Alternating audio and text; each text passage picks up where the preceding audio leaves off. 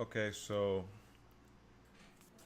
I want to talk about the murder of Bakari Henderson because it was kind of surprising and, to use a cliche word, shocking that this young American was killed overseas in less than 13 seconds after he was ganged up on by more than 8 men outside of what appeared to be a bar in Greece.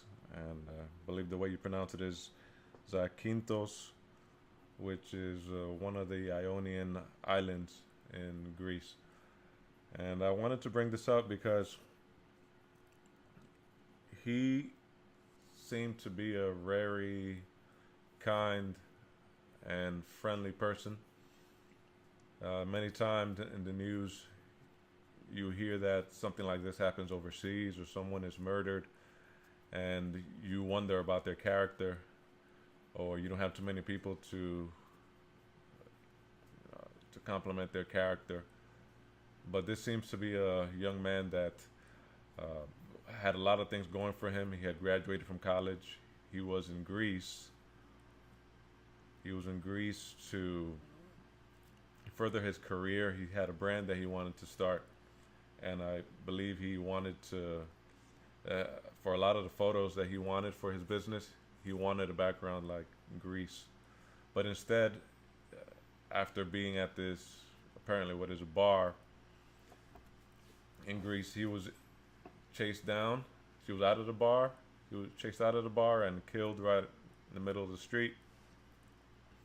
And if you look at the video, which I'm sure you've seen now, he was ganging up. He appeared to have leaped up in the air and was tackled against the car by some of the patrons, and basically he died from repeated hits to the head.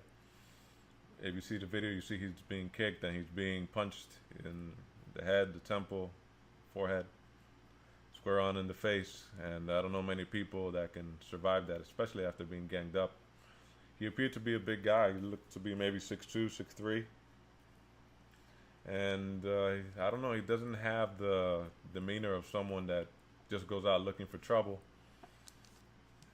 And he'd been to a lot of places, a lot of organizations were speaking out about his character and how great it was for them to meet him on his GoFundMe page that now has raised more than $60,000 of their goal of $80,000 for his death. And I actually want to commend the news for their part in covering the story, since it happened thousands of miles away from here, and also for many of the articles online, as well as the TV broadcasts for labeling him an American, which he was. I think many times people are not labeled correctly, so in this case, you have to give credit where credit is due. They did a good job in referring to him as an American. And a little bit about this part of Greece: they receive a lot of tourism dollars, and in general, the Ionian Islands, their national GDP is below that of the rest of the country. But I was just wondering if that had any factor when it came to his attack. But I think more than anything, I think people have to be aware of their surroundings and what their image represents to someone else in another place. But more importantly, just being aware of your surroundings. This is someone who was there at a bar with friends. Many news outlets were saying that it was because he was taking selfies, and then there was a patron that took objection to him taking selfies with a waitress. And a lot of the liberties that we take in this country are liberties that when you go other places, you see they're quite different.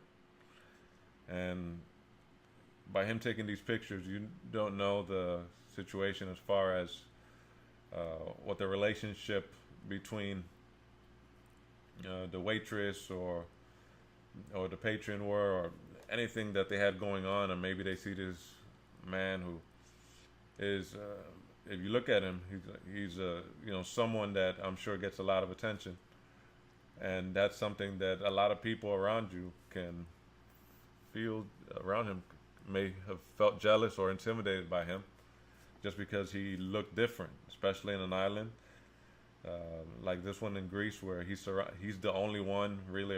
If you look at the closed caption video recording, he's the only one that looks the way he looks, and many times you stand out just for that. And I've known that firsthand just from going to different places, firsthand experience. If you stand out because of your look, people are going to look at you, whether it's guys or girls. And if it's girls that are looking at you, a lot of guys are going to not like that. Now, if you're going to go in there and you're going to take pictures, a lot of guys might not like that you're taking pictures with someone that they may have been trying to get the attention of for a long time, but they weren't able to. Or, the thing about living in a small place is that you know everyone, and if you don't have a chance with someone, you might not ever have a chance with that person again, and there's not many perspectives. And that's something I just learned from being overseas. But you have to have traveled a lot to know the signs to look out for. And he may have not known these signs, or when he's in a place where, he's having a good time, but the people around you are looking at you as a possible target. And that's something that you may be distracted from if you're taking selfies. And you might not notice that you're the only one taking selfies. But while you're taking selfies and you're thinking everything's cool, other people are checking you out. Okay, what does he have in his pockets? Okay, what is he doing now? How does he talk? How does he? What is his energy? Because we've heard a lot about people that look like you, but now we have a person that looks like you right here in front of us. So a lot of times your reputation precedes you when you go places. And even if you had no kind of interaction with these people, like they were saying in the news, he didn't have any kind of interaction or any ill feeling towards anyone there, they know about what you're supposed to represent many times. So in that comes a lot of good, and a lot of time it comes with even worse things, a lot of worse things that you can't even control. And I've been to places where people are taking pictures in places where they're not supposed to, or things that other cultures consider taboo. I remember being places and told not to hold hands with the person that I'm with just because it's not part of their culture. All things that I had to respect. Now, none of this to say that he should have been chased down by 8 men. This is all to say that you always have to be careful of your surroundings. More importantly, as I brought up in another video, you want to consider everyone's frame of mind when they have some alcohol in their system. No one is really thinking clearly. Usually the music is a little too loud. You're in a place that everyone is there, usually for the same thing, either to forget their troubles or to start some new ones. And if you're in the middle of it all, and you have sometimes people could be looking at you just to start some trouble, or waiting for you to do something that's considered wrong to start some trouble. And if you're the right person or the wrong person at the right or wrong time, you're going to be the biggest target, especially if you stand out. And you might wonder, why did everyone have to chase him? Because many people are just waiting for something to happen, especially that time of night. You're waiting for something to happen to talk about. I mean, it's unfortunate, but just by typing Bakari Henderson's name in Google, this incident forever is going to come up as tied to this island in Greece, where before there was no kind of incident before. His name is forever going to be tied to murder for tourists overseas. His name is always going to be tied to a Wikipedia entry, and not for his brand. Another strange thing was that he went there with a few friends, but his friends didn't have any kind of scratch. As friends, nothing happened to his friends, and um, they all get to tell about what happened. And sometimes you travel and you think there's safety in numbers, but sometimes going on your own could be a better way to go about things, because when you go in a group, you're expected to many times do things that the group does that you wouldn't ordinarily do if you were on your own. Even if it's go inside this bar with a whole bunch of people I don't know at this time of night. Even if it's, uh, well, I'm going to go and beat this man to death. But even though I wasn't thinking about that, but other guys started it, and now it just seems like the thing to do. So the thing about joining a group and why I don't like to travel in groups is because then you're subject to a lot of the uh, misgivings that people in your group do, even if it wasn't your idea. And so this island, this death, these people that murdered him are forever going to be linked in this web of just nonsense. Just it's despicable. The one thing that I wanted the news to talk about, which they did not, and I checked in a lot of places, and maybe I just have to check a little harder, was they didn't reveal the name of this place that where these incidents occurred. They never said, okay, well, this is the name of the bar, and if it would have happened at a certain restaurant, let's say in New York City, they would have said the name of the place. They would have said, all right, well, this is what happened. But I feel they're trying to protect the name of this place for whatever reason. That's the only thing that I can say about it, because everybody knows about it now. If you look at the name of this island in Greece, which is Zakynthos, you're going to see it was listed as one of the top places to visit for 2017 as a great getaway for a vacation, and it's known for having a nice beach and a nice nightlife. It's an island, clear waters, but now it's forever going to be known for the place that they killed this young man that had a lot going for him, a promising future ahead of him. And it stands out more because there's really not any strikes against his character that you can say, well, they just found a picture of him from years ago when he was up to the best part of his life, and they had to dig far and deep before they had to find that picture. No, he seemed to progressively be getting better year after year after year, trying different things and surrounding himself with people that can help him, or accept until his last moment. But that's very unfortunate. So yeah, let me know what you think. I'm sure there are people booking their flights to this island right now. I don't see why this would happen again immediately, especially after something like this happens. It usually becomes the safest place in the world to travel. It's unfortunate that this had to happen, but usually after something like this happens, or some kind of attack, that's when the security it heightens. There's more security all over the place. Another reason why I wanted them to mention the restaurant, the name of the club, or where this happened, the bar where this happened, was because two of the people involved worked at the establishment. One was a waiter, and the other one was the bouncer, who went running after Bakari when he was running away, when he was trying to flee and escape his death.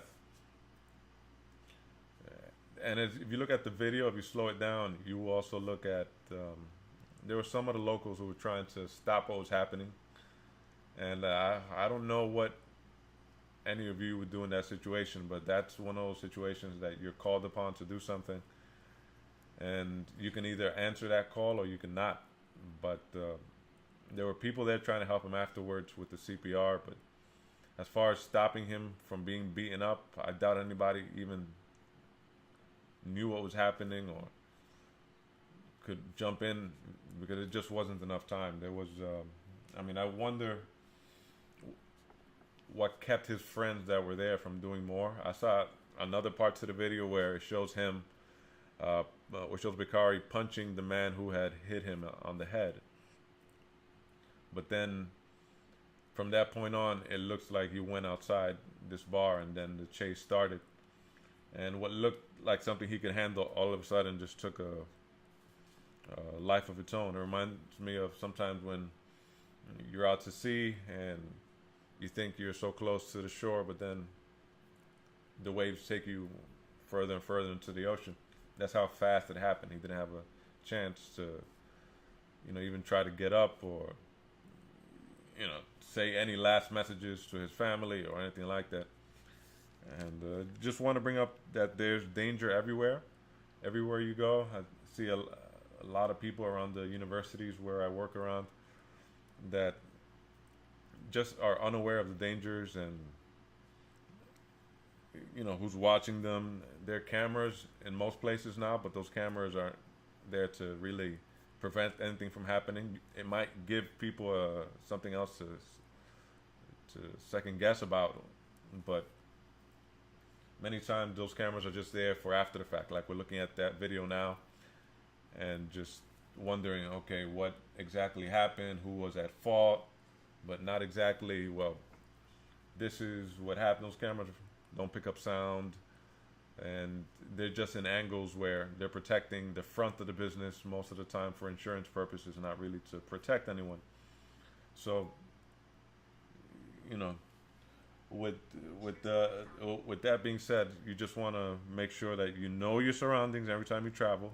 And this is from someone who's been to a lot of places, and just there are people who have an expectation of what you're supposed to be.